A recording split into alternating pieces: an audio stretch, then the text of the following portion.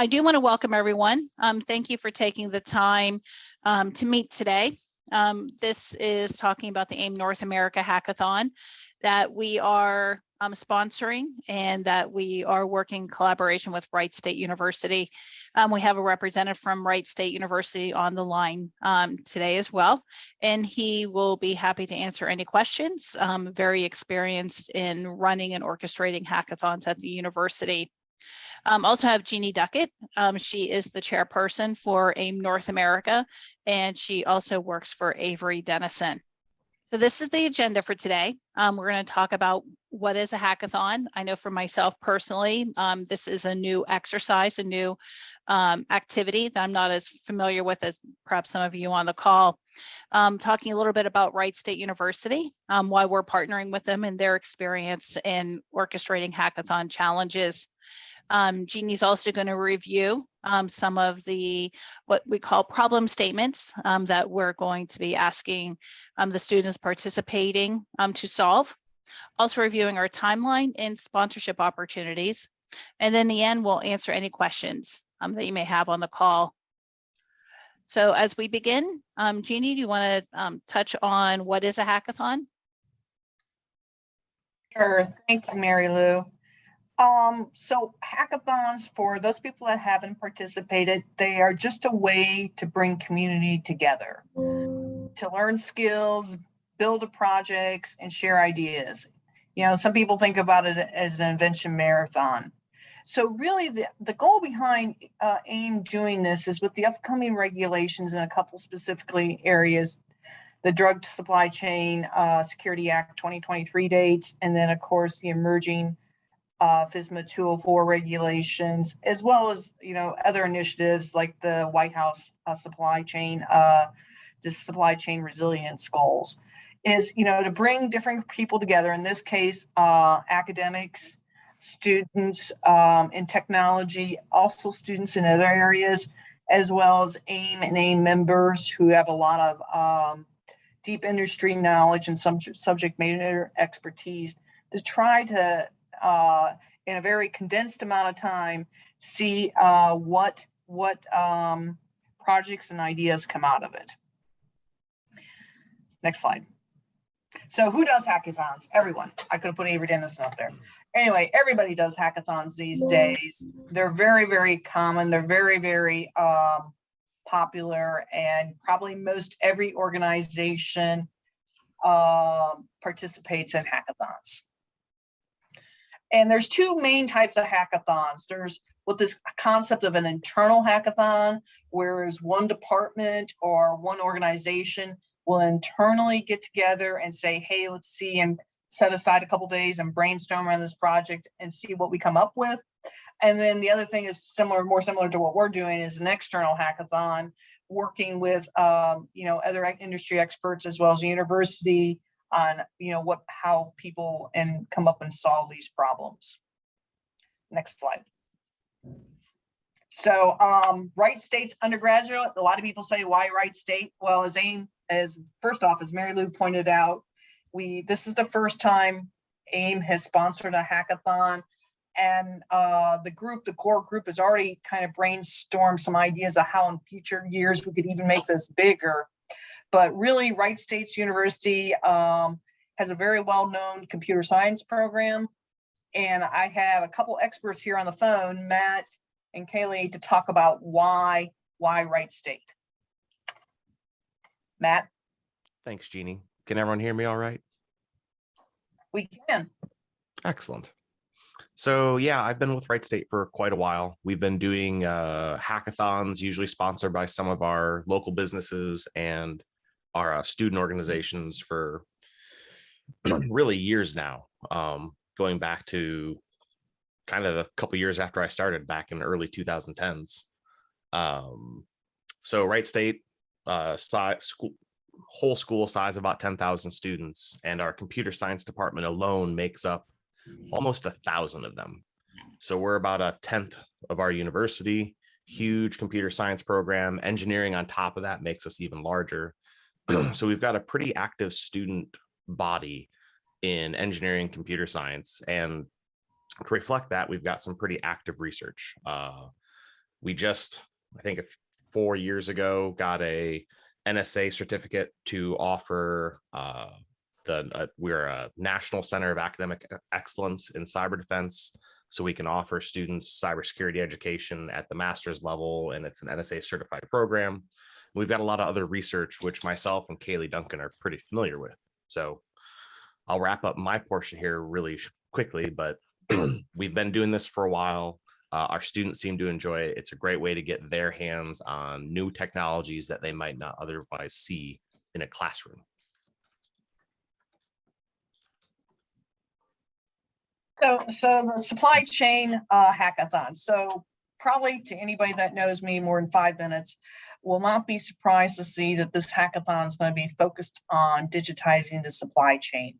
And as I was explaining to Wright State why we would all collectively be interested in this is the supply chain digitization is actually applicable to multiple fields. This is currently happening in industrial construction. As we already stated, it's happening in food and pharma, medical devices.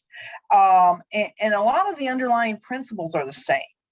So we're really looking to build this, challenges of building resilient supply chains.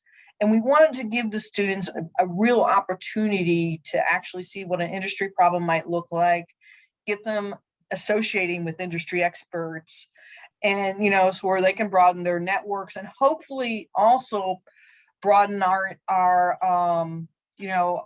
members' networks to what new technologies. Wright State has a couple of very interesting labs, as Matt was explaining, and they have some very interesting labs.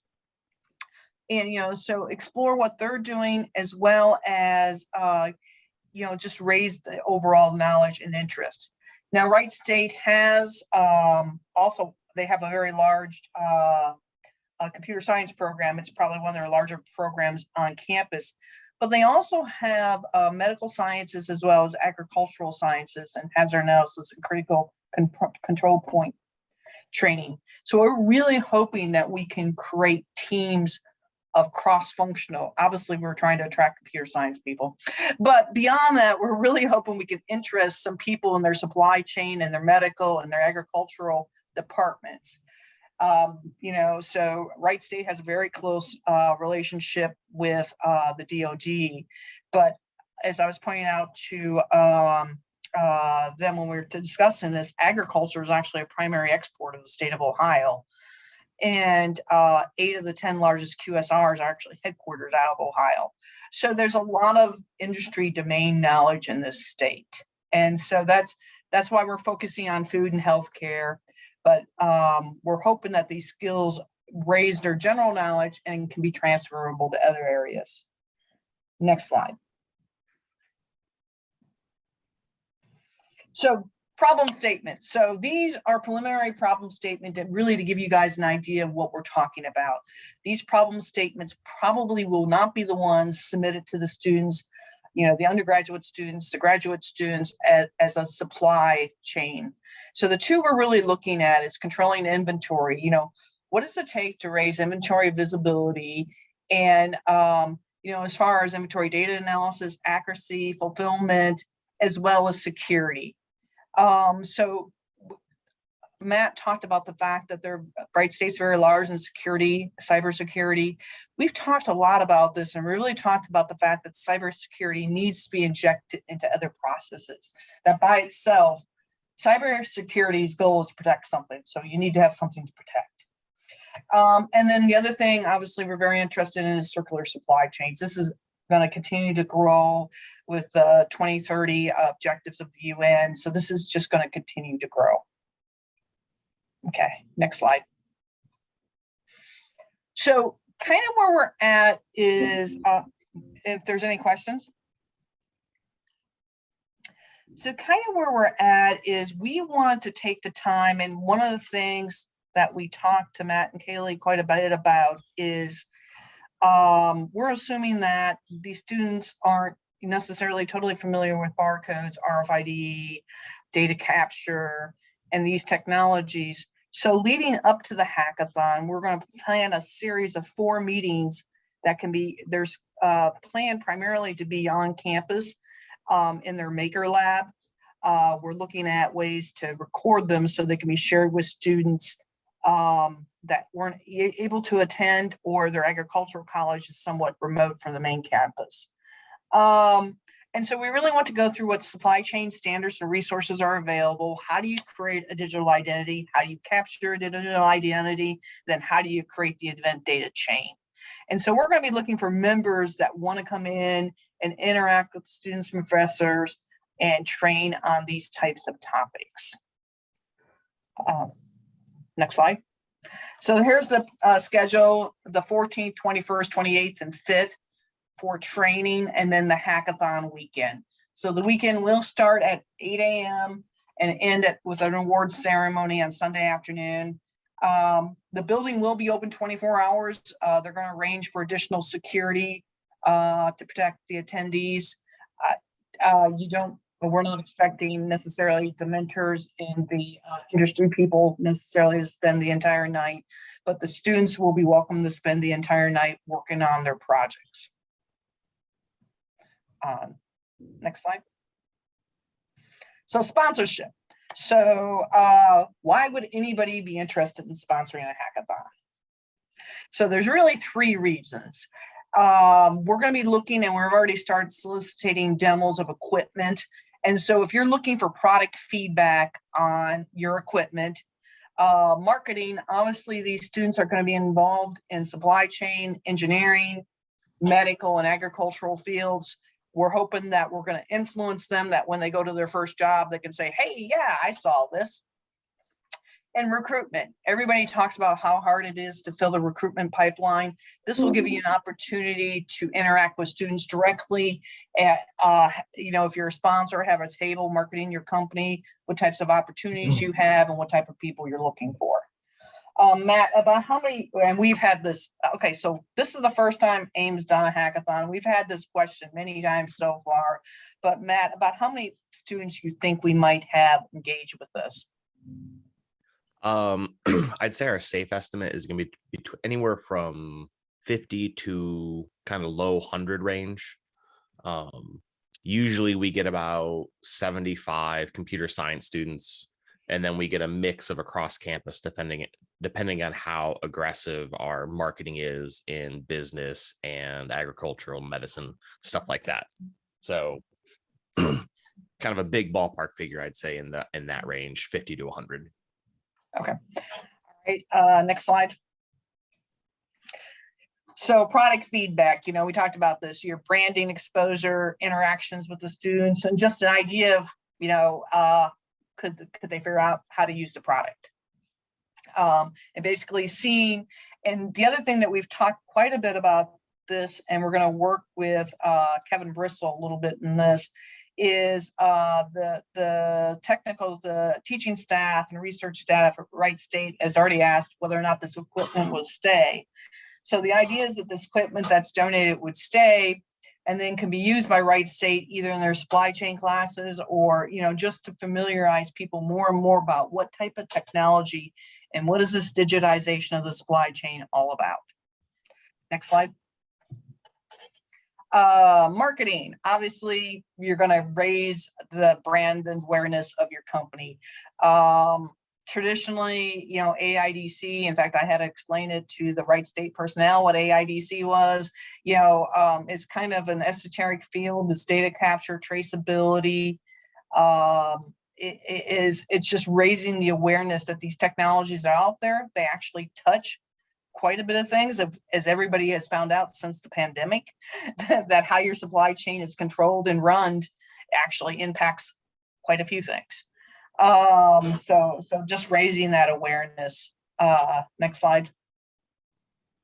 And then recruitment. Basically, Matt was talking to me about some of the students and previous challenges that they had, and obviously, you're going to have an opportunity to probably interact with some of their best students, because people that feel like they can come and do this probably are among the higher, the students that really think that they can solve problems. And I think Next slide. We go to Mary Lou. So we have a number of different sponsorship opportunities, all with varying benefits. So just want to review a little of these with you. They're also on the AIM North America website as well. Whether you decide to sponsor or not, you're still welcome to attend. We do have an attendee fee of $50. You have to be honest, basically that covers our food and beverage and any other logistical expenses that we have. Also have the opportunity to put in, we're going to have a swag bag. And if you wanted to put in inserts, maybe some product literature or any other, like a giveaway items, whether you have pins or highlighters, things like that. Of course, the swag bag itself is a sponsorship opportunity along with a t-shirt. We're looking for lanyards. Also meal sponsors. There will be 5 meals, but it was just, we're looking for $500 sponsorships for that. These next 3 items is really the core of the hackathon itself. I'll start with the instructor. Jeannie highlighted the 4 topic areas that will be covered. We are looking for 4 to 6 instructors to actually do the live learning on one of those event dates. They're going to be on, I believe, Wednesday nights. Is that correct? I just want to make sure I get that correct. I think they were Thursdays. Thursday nights, thank you. And they will be at Wright State University. We would coordinate with you topics that could be discussed. Also a great opportunity for you all to bring some of your products to display for the students to take a look at. This would also carry forward to your participation at the hackathon weekend, which is Columbus Day weekend, the weekend of October 7th and 8th. To be a mentor, that is a $1,000 sponsor, and that is for the weekend of the hackathons, October 7th and 8th. We would assign probably 3 or 4 teams to each mentor. You can work with them one-on-one, answer any of their questions, help guide them to coming up with a solution. Finally, we're looking for judges as well. Each of the hackathon teams will be presenting their solution to you on Sunday. And then collectively, the judges would get together to identify the first, second, and third place teams. Speaking of the teams, we do have a $3,000, $2,000, and $1,000 prize purse, I guess is what they call it, for the top 3 winners of the hackathon weekend. Now, with many of these sponsorships, you do get a free pass to come to the event. Also, and then various promotional opportunities, of course, will put you in all of our promotion for the event in the AIM newsletter on the website. The top 3, the judge, mentor, instructor, also get a display table at the event for the hackathon weekend. Each of the paid sponsorships also gets a minimum of 1 insert in the swag bag, depending on your level of sponsorship.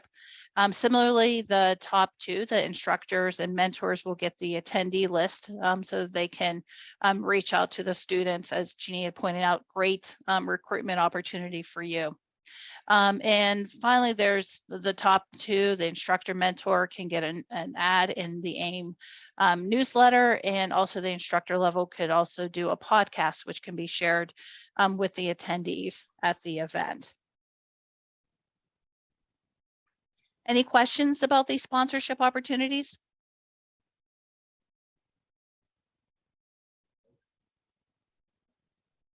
All right. So the next slide is, get involved in the planning. Depending on your level of sponsorship, you're able to assist us, AIM, Wright State University, and working with us from a logistics, a finance, a marketing, and operations team. Again, this is a collaboration with not only AIM North America and Wright State, but it's a collaboration with you as well to make this a success.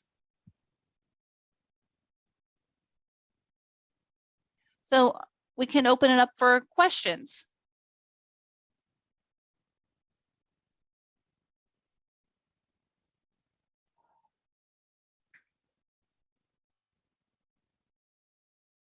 Mary Lou, I had a question emailed to me. Is there hotels or places to stay close to the hackathon? Well, I happened to be visiting or visited Wright State, gosh, I guess it was 2 weeks ago. So there is several hotels in the area. I would probably, there's a couple right across the street. I had one that was about a mile away, but there's definitely a lot of hotel options nearby. Yeah, there are several within walking distance of the university. If folks don't want to have a rental car that are traveling, they could get an Uber to the hotel and then be able to walk. And there's food and stuff within walking distance of those also. Thank you, Dawn. And not to mention, I guess, two of the airports. One, of course, is Cincinnati, which I don't want to say how far away it is about an hour, maybe hour and a half away. And then, of course, the Dayton Airport is nearby as well.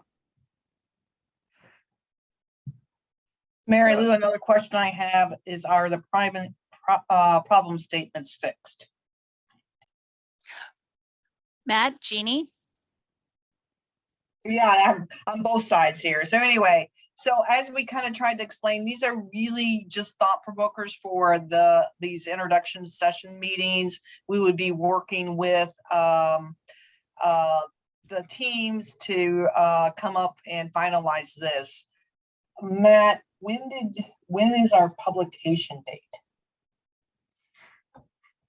I guess we haven't really talked about that yet. No, we I would haven't. Yeah, but but realistic, when does school start? So that's a good question. I believe the first week of school is the August 20th or 22nd. Let me pull my calendar up here. I'm actually working on a fall magazine. The Wright State we put out a magazine for all students and faculty and staff to see. I'd really like to get this in that, but that's kind of this week. So I would say probably by the week of August 8th is when I want to start finalizing all of our stuff, because the week before classes is when a lot of information goes out. A lot of new students are being notified about, come to campus. The returning students can move into dorms. So that's kind of when messaging, the week of the 15th is when messaging needs to be ready to start being delivered. So I guess I would put a soft deadline of August 15th. Got it. Thank you.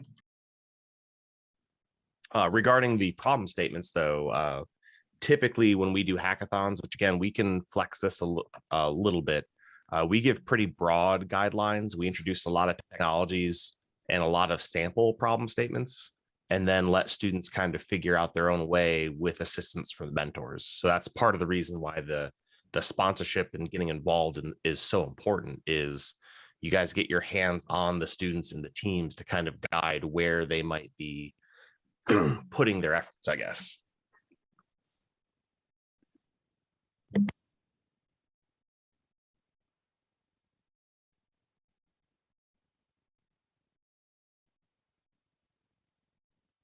Charmaine, I see that you have a question. Yeah, I mean, one was the problem statement. That's what my initial question was, is to figure out if you are. So as many of you know, and some don't, I come from the traceability perspective, mostly agricultural and food. And so that's why I was interested to kind of just listen in and see, which direction this hackathon was going in. And Jeannie, you said something about agricultural portion of it, that it's not part of this, or it's removed, or something you said. No, I'm sorry, I probably wasn't very clear. Wright State has two campuses. They have a lake campus and a main campus. So for these classes, we are hoping, but they're on a Thursday. We are with college students, we stayed away from Friday.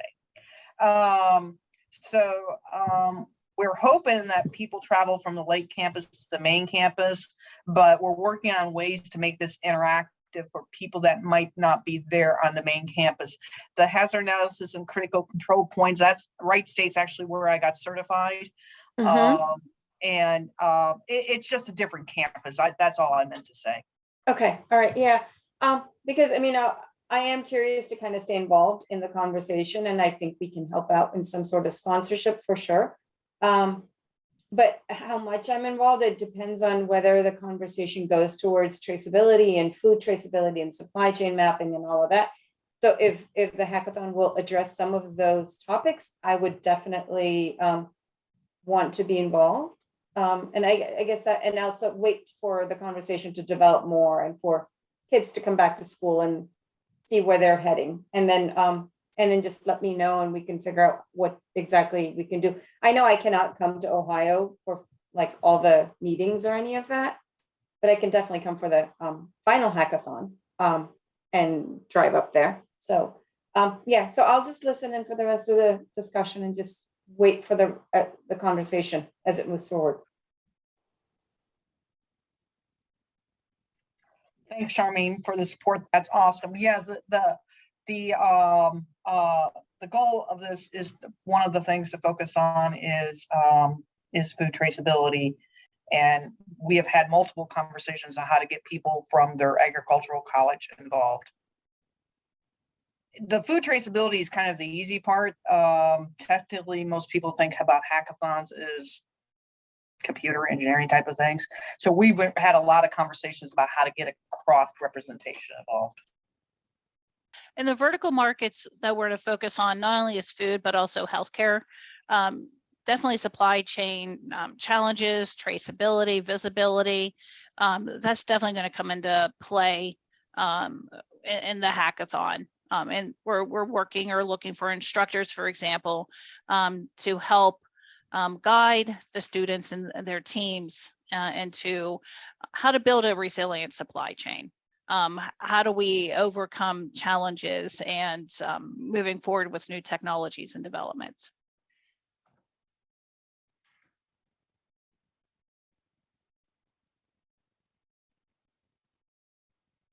Right. Any other questions? Right. Well, I do thank everyone today for your time. Looking forward to any questions you may have. Please feel free to email me. We are starting to roll out and solicit, as you can imagine, sponsorships and volunteers to help make this event happen. Would very much appreciate your support. As I mentioned, if you have any questions, please feel free to reach out to Jeannie or myself, and we're happy to answer any questions you may have. Right. Jeannie and Matt, thank you so much for your time, and thank you everyone on the call today.